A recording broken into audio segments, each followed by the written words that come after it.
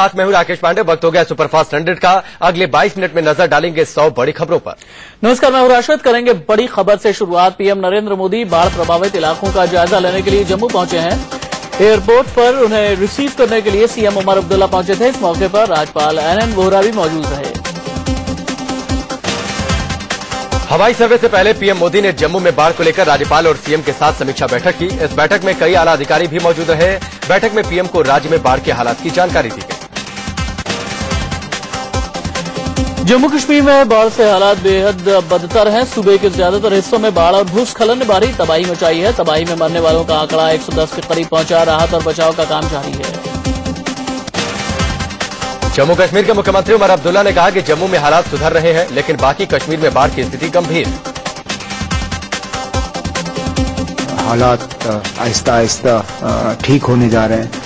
वहाँ कश्मीर में हालात और ज्यादा बिगड़ गई है। खासकर श्रीनगर के कुछ इलाके जो हैं 8-8, 10-10 फुट पानी, निचला मंजिल तो पानी के नीचे है। जम्मू कश्मीर पर एनडीएमए की ओर से बड़ा बयान आया है। एनडीएमए ने जम्मू कश्मीर की तबाही को उत्तराखंड की तबाही जैसा बताया। लगातार हो रही बारिश से जम्मू कश्मीर में आफत की बाढ़ चारों ओर दिखाई दे रही है। जम्मू कश्मीर के बाढ़ प्रभावित इलाकों में सेना ने अब तक 11,000 लोगों को सुरक्षित जगहों तक पहुंचा दिया है। सेना ने घाटी में राहत और बचाव अभियान को मिशन सहायता का। कश्मीर में आफत की बाढ़ चारों ओर दिखाई दे रही है। जम्मू कश्मीर के बाढ़ प्रभावित इलाकों में सेना ने अब तक 11,000 लोगों को सुरक्षित जगहों तक पहुंचा दिया है। सेना ने घाटी में राहत और बचाव अभियान को मिशन सहायता का नाम दिया। इस बीच प्रधानमंत्री ने जम्मू कश्मीर में आई तबाही के शिकार लोगों के लिए मुआवजे का ऐलान किया है। मारे गए लोगों के परिजनों को 2-2 लाख और घायलों को 50-50 हजार का मुआवजा दिया जाएगा।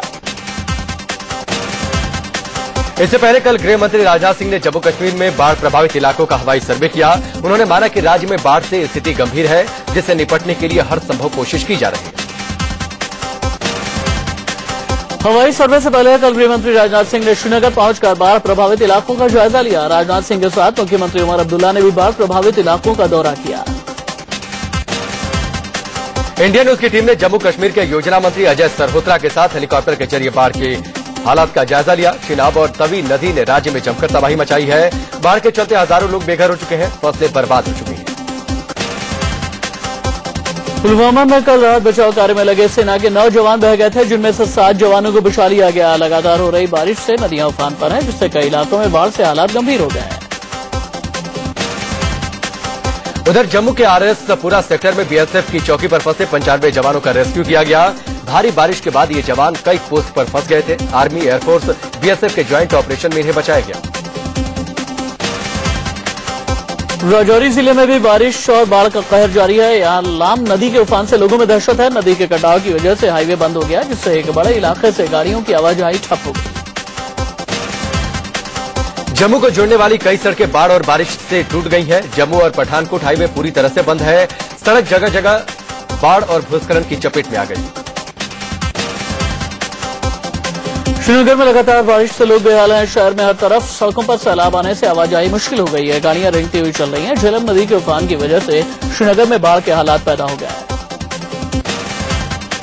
शहर के कई हिस्सों में बाढ़ का पानी घुस गया है। सड़कों पर पानी भरने से रोजमर्रा के कामकाज की रफ्तार थम सी गई है।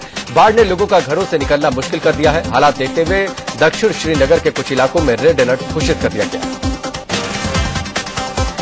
जम्मू में तवी नदी के उफान से लोग दहशत में हैं। नदी में इतना जबरदस्त उफान है कि कई फीट ऊंचा पुल भी डूबने की कगार पर है। हालात देखते हुए नदी के आसपास के इलाकों को खाली करवा दिया गया है। भारी बारिश और बाढ़ के चलते वैष्णो देवी की यात्रा लगातार चौथे दिन भी ठप है। श्री शक्ति एक्सप्रेस जम्मू कश्मीर के उधमपुर रेलवे स्टेशन पर रुकी हुई है। जम्मू से कटरा जाने वाली सभी ट्रेनें बंद कर दी गई हैं, जिससे हजारों यात्री रास्ते में फंसे हुए। जम्मू के उधमपुर में भारी बारिश के चलते एक मकान भरभराकर गिर गया। इस हादसे में 6 लोगों की मौत हो गई, जबकि कई लोग घायल हो गए, जिन्हें अस्पताल में भर्ती कराया गया है। जम्मू में लगातार हो रही बारिश से पंजाब के कई इलाकों में बाढ़ जैसे हालात हो गए हैं। रावी नदी में जलस्तर बढ़ने से गुरदासपुर के कई गांवों में पानी भर गया। खेतों और घरों में पानी घुसने से यहां के लोगों को मुश्किलों का सामना करना पड़ रहा है। पंजाब के पठानकोट में ऊंझ नदी उफान पर है, जिससे भारत पाकिस्तान सीमा के पास बमियाल इलाके के दर्जनों गांव बाढ़ की चपेट में आ गए हैं। कई लोग तो बाढ़ के पानी के बीच फंस गए थे, जिन्हें एनडीआरएफ की टीम ने रेस्क्यू कर सुरक्षित जगह पहुंचाया। असम के 5 जिले भी बाढ़ की चपेट में हैं। नगांव, बरपेटा, धेमाजी, डिब्रूगढ़ और गोलाघाट जिलों में 250 से ज्यादा गांव बाढ़ में डूबे हुए हैं। 50,000 से ज्यादा की आबादी बाढ़ से प्रभावित है। जम्मू कश्मीर की बाढ़ में राजस्थान के भीलवाड़ा के करीब 140 लोग फंसे हुए हैं। इनके परिजनों का इनसे कोई संपर्क नहीं हो पाया। परिजन मदद की गुहार लगा रहे हैं। पाकिस्तान के कब्जे वाले कश्मीर और उत्तर पूर्वी पंजाब प्रांत में हुई मूसलाधार बारिश से आई बाढ़ में अब तक 110 लोगों की मौत हो गई है और कई घायल भी हो गए। आधिकारिक सूत्रों ने बताया कि सबसे अधिक मौत लाहौर शहर में हुई। बताया जा रहा है कि पाकिस्तान में ये 30 साल की अब तक की सबसे भारी बारिश है। राहत और बचाव के काम के लिए सेना की मदद ली जा रही है। बारिश और बाढ़ से प्रभावित इलाकों में पंजाब और पाक अधिकृत कश्मीर यानी पीओके शामिल है। सेना के एक प्रवक्ता के मुताबिक सियालकोट, नरोवल, वजीराबाद और जलालपुर जट्टा में रेस्क्यू के लिए जवानों को तैनात किया गया है। रावलपिंडी में बाढ़ प्रभावित इलाकों में फंसे लोगों को हेलीकॉप्टर से सुरक्षित स्थानों पर ले जाया जा रहा है। आरजेडी नेता और बिहार के मधेपुरा से सांसद पप्पू यादव ने बेहद ही विवादित बयान दिया है। उन्होंने कहा कि कानून पूंजीपतियों और भ्रष्टाचार की रखेल है। कानून रखेल है भ्रष्टाचार की। कानून खास आदमी का रखेल बना हुआ, पूंजीपति और उद्योगपति का रखेल बना हुआ। कानून आम आदमी के लिए नहीं है। मेरा व्यक्तिगत मानना है कि कानून वेश्या से बदतर स्थिति कानून की। आतंकी हाफिज सईद से मुलाकात के चलते विवादों में आए वरिष्ठ पत्रकार वेद प्रताप वैदिक फिर से विवादों में घिर गए हैं। इस बार वैदिक ने संसद और सांसदों को लेकर आपत्तिजनक बयान दिया। 543 सांसद सर्वसम्मति से, सर्वकुमति से, सर्वसम्मति से नहीं, सर्वकुमति से ये प्रस्ताव पारित करें कि डॉक्टर वैदिक को गिरफ्तार करो, डॉक्टर वैदिक को फांसी पे चढ़ाओ, तो मैं उस पूरी संसद पे थूक। अजमेर में वरिष्ठ पत्रकार वेद प्रताप वैदिक ने कहा कि अगर सभी सांसद मिलकर उन्हें फांसी पर चढ़ाने का प्रस्ताव पास करते हैं तो ऐसे सांसदों को वो मूर्ख और बुद्धिहीन कहेंगे। मैं उस पूरी संसद पे थूक कहूंगा, तुम चूल्हे में जाओ, तुम बुद्धिहीन हो, तुम मूर्ख हो, मैं तुम्हारी बात को नहीं मानूं। वरिष्ठ पत्रकार वेद प्रताप वैदिक ने कहा कि अगर सांसद उन्हें राष्ट्रद्रोही कहेंगे तो वो भी सांसदों को मूर्ख कहेंगे। ये कहने की आजादी है कि मुझे जेल करो और मैं राष्ट्रद्रोही हूं, तो मुझे कहने की आजादी कि तुम मूर्ख हो, तुम इस लायक हो कि मैं तुम पे थूकता। उपचुनाव में महागठबंधन की जीत के बाद अब बिहार में महागठबंधन की सरकार बनने की तैयारी है। मांझी कैबिनेट में आरजेडी और कांग्रेस को भी जगह दी जा सकती है। इंतजार मुंबई से लालू प्रसाद यादव के लौटने का हो रहा है। सूत्रों से खबर है कि मांझी सरकार में आरजेडी को उप मुख्यमंत्री का पद मिल सकता है। आरजेडी को कुल 4 और कांग्रेस को 2 मंत्री पद मिलने की बात है। मुंबई के अस्पताल में भर्ती लालू के पटना लौटने के बाद इस पर मुहर लग सकती है। 20 साल बाद नीतीश कुमार ने लालू प्रसाद यादव से हाथ मिलाया था। जेडीयू आरजेडी कांग्रेस के गठजोड़ को महागठबंधन का नाम दिया गया। महागठबंधन ने उपचुनाव में बीजेपी को झटका देते हुए 10 में से 6 सीटें जीती थी। उधर बिहार सरकार में आरजेडी कांग्रेस के शामिल होने की खबरों पर बीजेपी नेता सुशील कुमार मोदी ने निशाना साधा। उन्होंने कहा कि जेडीयू ने राज्य में लूट मचा रखी है और अब इस लूट में आरजेडी और कांग्रेस को भी हिस्सेदारी मिलने वाली है। बीजेपी अध्यक्ष अमित शाह आज मिशन बंगाल पर हैं। ममता दीदी के गढ़ में सेंध लगाने के लिए शाह कोलकाता पहुंचे हुए हैं। यहां वो उपचुनाव को लेकर एक रैली भी करने वाले हैं। इससे पहले बीजेपी अध्यक्ष अमित शाह ने उपचुनाव को लेकर मंथन किया। कोलकाता में बीजेपी प्रदेश कार्यकारिणी की बैठक में उन्होंने हिस्सा लिया और चुनाव को लेकर रणनीति भी बनाई। बीजेपी अध्यक्ष बनने के बाद पहली बार कोलकाता आए अमित शाह दक्षिणेश्वर काली मंदिर के दर पर पहुंचे और यहां उन्होंने पूजा अर्चना की। इस मौके पर उनके साथ बीजेपी के कई नेता भी मौजूद रहे। महाराष्ट्र में सीटों के बंटवारे को लेकर कांग्रेस और एनसीपी में तनातनी बढ़ती जा रही है। शरद पवार ने संकेत दिए हैं कि यदि सीटों को लेकर सम्मानजनक समझौता नहीं हुआ तो एनसीपी अकेले चुनाव लड़ेगी। हालांकि एनसीपी सुप्रीमो शरद पवार हर हाल में कांग्रेस के साथ मिलकर चुनाव लड़ने के पक्षधर हैं, लेकिन पवार कांग्रेस को ये जताना चाहते हैं कि एनसीपी इतनी कमजोर नहीं है कि कम सीटों पर मान जाए। दरअसल महाराष्ट्र की 288 सीटों में से 144 यानी आधी सीटों पर एनसीपी चुनाव लड़ना चाहती है, लेकिन कांग्रेस इसके लिए तैयार नहीं। एनसीपी के अधिकतर नेता भी चाहते हैं कि अगर इतनी सीटें नहीं मिली तो अकेले लड़ा जाए। दिल्ली में सरकार बनाने को लेकर गृह मंत्री राजनाथ सिंह ने कहा कि इस संबंध में प्रस्ताव आने पर विचार किया जाएगा। हालांकि उन्होंने साफ कहा कि जोड़ तोड़ करके या एमएलए की खरीद फरोख्त कर बीजेपी दिल्ली में सरकार नहीं बनाएगी। हालांकि बीजेपी के प्रदेश अध्यक्ष सतीश उपाध्याय ने कहा है कि विधायकों की ओर से गुप्त मतदान के जरिए मुख्यमंत्री के चुनाव और अल्पमत की सरकार का विकल्प मौजूद है। उनकी पार्टी सरकार बनाने के किसी भी ऑफर पर गंभीरता से विचार करेगी। दिल्ली में बीजेपी को सरकार बनाने की न्योते की खबरों के बीच कल आम आदमी पार्टी के संयोजक अरविंद केजरीवाल ने अपने 22 विधायकों के साथ राष्ट्रपति से मुलाकात की। अरविंद ने इस मामले में राष्ट्रपति प्रणब मुखर्जी से दखल देने की मांग की है। अरविंद केजरीवाल ने राष्ट्रपति से कहा कि अजीत नजीब जंग की सलाह न मानी जाए, जिसमें उन्होंने बीजेपी को सरकार बनाने का बुलावा भेजने की बात कही है। साथ ही केजरीवाल ने दिल्ली में दोबारा चुनाव कराए जाने की मांग भी की। मनमानी केस में केंद्रीय मंत्री नितिन गडकरी के साथ आम आदमी पार्टी के नेता अरविंद केजरीवाल समझौते की तैयारी में है। दिल्ली के पटियाला हाउस कोर्ट में केजरीवाल के वकील ने बताया कि समझौते की प्रक्रिया जारी है। दरअसल केजरीवाल ने लोकसभा चुनाव के दौरान भ्रष्ट नेताओं की लिस्ट जारी की थी, जिसमें गडकरी का नाम भी था। आरोपों से बेफिक्र गडकरी ने केजरीवाल के खिलाफ दिल्ली के कोर्ट में मानहानि का मुकदमा दायर कर दिया था। जज ने कहा था कि मामला ईगो का है और समझौता हो जाए तो ठीक रहेगा। तब गडकरी ने कहा था कि अरविंद केजरीवाल आरोप वापस ले लें तो वो केस हटा लेंगे। तब केजरीवाल अड़े हुए थे, लेकिन अब उन्होंने समझौते के संकेत दिए हैं। केंद्रीय कृषि राज्य मंत्री संजीव बालियान एक सड़क हादसे में बाल बाल बच गए। उनके काफिले को एक बेकाबू ट्रक ने टक्कर मार दी, जिससे काफिले में मौजूद 3 गाड़ियों के परखच्चे उड़ गए, लेकिन मंत्री जी की गाड़ी सुरक्षित। संजीव बालियान एक कार्यक्रम से दिल्ली लौट रहे थे। दिल्ली देहरादून हाईवे पर दादरी चेकपोस्ट के पास जस्ट से भरा एक ट्रक इनके काफिले में घुस गया। हादसे के बाद ट्रक के ड्राइवर को हिरासत में ले लिया गया। दिल्ली में देर रात रफ्तार का कहर देखने को मिला। कनॉट प्लेस इलाके में गोल डाकखाना के पास तेज रफ्तार फॉर्च्यूनर डिवाइडर को तोड़ते हुए रोड के दूसरी ओर एक पेड़ से जा टकराई। हादसे में 2 लोग गंभीर रूप से जख्मी हो गए। इस कार में 4 लोग सवार थे। गाड़ी पर विधानसभा का स्टिकर लगा हुआ था। मौके पर पहुंची पुलिस ने कार को अपने कब्जे में ले लिया। उसके बाद घायलों को अस्पताल पहुंचाया गया। पुलिस मामले की तफ्तीश में जुट गई है। दिल्ली के करकटडुमा मेट्रो स्टेशन के पास गड्ढे में डूबने से एक बच्चे की मौत हो गई। मेट्रो के कंस्ट्रक्शन साइट पर यह गड्ढा किया गया था। बारिश की वजह से इसमें पानी भर गया था। 12 साल का कार्तिक खेलने के लिए मेट्रो परिसर में पहुंचा था, लेकिन बारिश की वजह से 15 फीट गहरे गड्ढे का उसे अंदाजा नहीं लगा। कार्तिक के घर वालों का आरोप है कि हादसे से पहले वहां को अलर्ट का बोर्ड नहीं लगा था। बाद में आनंद फानंद में बोर्ड लगाया गया। दिल्ली के सीमापुरी इलाके में एक महिला की 4थे मंजिल से गिरकर मौत हो गई। दिलशाद गार्डन के पॉकेटी में रहने वाली मधु शर्मा फ्लैट नंबर 22 में रहती थी। शनिवार की शाम महिला जमीन पर गिरी हुई मिली।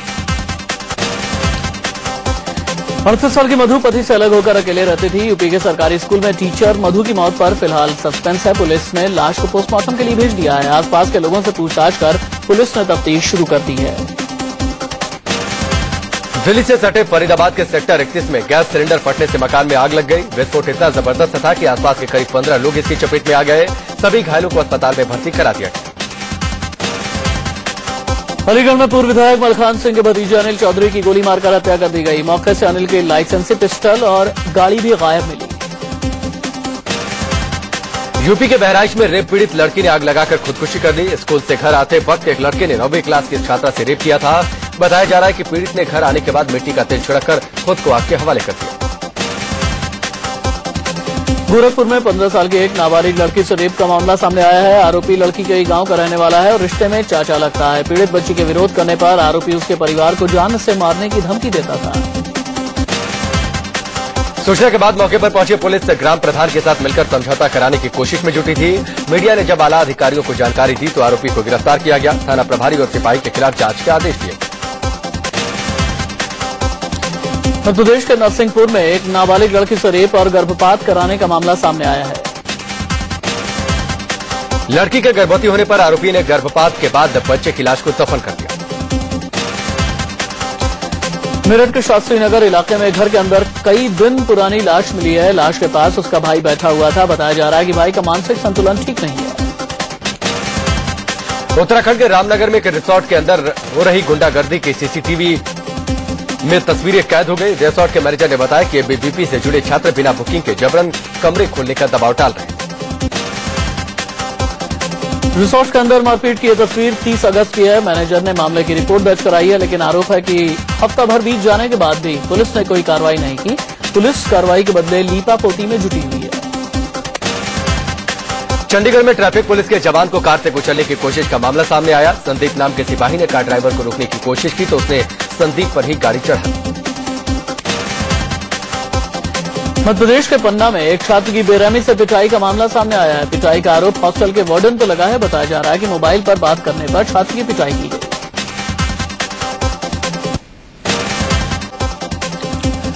शिवसेना प्रमुख उद्धव ठाकरे ने महाराष्ट्र विधानसभा चुनाव से पहले बड़ा बयान दिया है। उद्धव ने कहा कि उन्हें सीएम पद नहीं चाहिए और न ही वो सीएम बनने का सपना देखते हैं।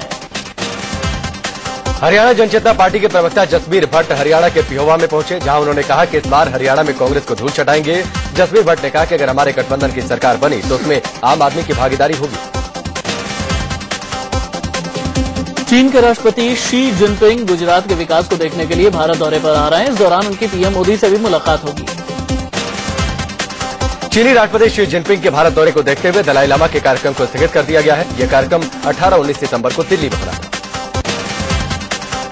विश्व लव जिहाद पर छिड़ी बहस में आरएसएस प्रमुख मोहन भागवत भी कूद गए हैं। भागवत ने कहा है कि लड़कियों को लव जिहाद का मतलब और इस जाल से बचने के तरीकों के बारे में बताया जाना चाहिए।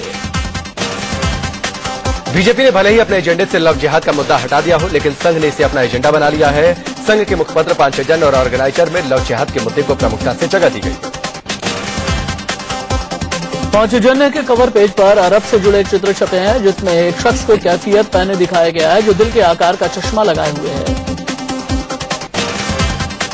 उधर बीजेपी सांसद साक्षी महाराज ने आरोप लगाया है कि मदरसों से देश भर में लव जिहाद की बड़ी साजिश चल रही है। साक्षी महाराज ने आरोप लगाया कि लव जिहाद के लिए लाखों रुपए खर्च किए जा रहे हैं। अब उज्जैन में लव जिहाद का मामला सामने आया है। रूपा खेड़ी इलाके में रहने वाली महिला ने अपने प्रेमी पर जबरन धर्म परिवर्तन कराने की कोशिश का आरोप लगाया है। महिला का आरोप है कि उसका प्रेमी रऊफ साड़ी पहनने, बिंदी लगाने और पूजा करने पर प्रताड़ित करता है। दरअसल पीड़ित महिला अपने पति को छोड़कर रऊफ के साथ रहने लगी थी। महिला का आरोप है कि रऊफ ने पहले उसे अपना नाम राजू बताया था, लेकिन बाद में उसकी सच्चाई सामने आई। दक्षिण भारतीय फिल्मों की अभिनेत्री श्रुति चंद्रलेखा को पुलिस ने अपने पति की हत्या के आरोप में गिरफ्तार किया है। आरोप है कि श्रुति ने 8 महीने पहले 5 साथियों के साथ मिलकर अपने पति की हत्या कर दी थी। उधर श्रुति का कहना है कि उसके पति पर कर्ज का भारी बोझ था, जिसे चुकाने के लिए वो श्रुति पर फॉर्न फिल्मों में काम करने का दबाव डाल रहा था। इसी से परेशान होकर श्रुति ने अपने साथियों के साथ मिलकर उसकी हत्या कर दी। यूपी के लखीमपुर में अवैध असलाह फैक्ट्री का भांडाफोड़ हुआ है। पुलिस ने नीम गांव इलाके के सहरुआ गांव में छापामार कर असलाह बना रहे 4 लोगों को गिरफ्तार कर लिया। झारखंड के दुमका जिले में एक प्राइमरी स्कूल में मिड डे मील खाने से 135 बच्चों की हालत तब बिगड़ गई। आनंद फानन में दुमका के सदर अस्पताल में बच्चों को भर्ती करना पड़ा। उत्तराखंड के देहरादून में एक सरकारी स्कूल में बच्चे हेलमेट लगाकर पढ़ाई करते हैं। कई बच्चे अपने घर से हेलमेट लेकर आते हैं और कई बच्चों ने सरकार से हेलमेट देने की मांग की है। दरअसल स्कूल की इमारत इतनी जर्जर है कि बच्चे अपनी जान हथेली पर लेकर स्कूल में पढ़ाई करने जाते हैं, जिसका विरोध जताने के लिए बच्चों ने यह तरीका अपनाया। पटना और बनारस के बीच क्रूज सेवा शुरू हो गई है। गंगा नदी में राजमहल ने अपनी पहली यात्रा शुरू कर दी। पटना से बनारस की 422 किलोमीटर की जल यात्रा पूरी करने के लिए क्रूज 7 दिन लेगा। एक ओर से एक टूरिस्ट की टिकट 17,000 रुपए की होगी। राजमहल में एक बार में 40 यात्री सफर कर सकते हैं। मुंबई के चेंबूर इलाके में बने मशहूर गणपति पंडाल में लोगों ने बप्पा की पूजा की। यहां 38 साल पहले डॉन छोटा राजन ने गणपति पूजा के लिए पंडाल लगाया था। केरल में ओणम के त्योहार की धूम देखने को मिल रही है। ओणम के मौके पर घरों मंदिरों को खास तौर से सजाया गया है। वनडे सीरीज जीतने के बाद आज भारत और इंग्लैंड के बीच T20 का इकलौता मुकाबला है। भारतीय समय के मुताबिक शाम 7:30 बजे बर्मिंघम में ये मैच होगा। अमेरिकी राष्ट्रपति बराक ओबामा ने कहा है कि सीरिया और इराक में ISIS को कमजोर करना होगा। ओबामा ने कहा कि ऐसा रातों रात नहीं होने वाला, लेकिन हम सहयोगी देशों के साथ मिलकर आतंकियों को हरा देंगे। एक और ब्रिटेन ISIS के खिलाफ कार्रवाई का मन बना रहा है, तो दूसरी तरफ ब्रिटेन के लिए एक बड़ी समस्या खड़ी हो गई। ब्रिटेन से बहुत सी लड़कियां अपने परिवार को छोड़कर जिहादियों से शादी करने सीरिया जा रही हैं।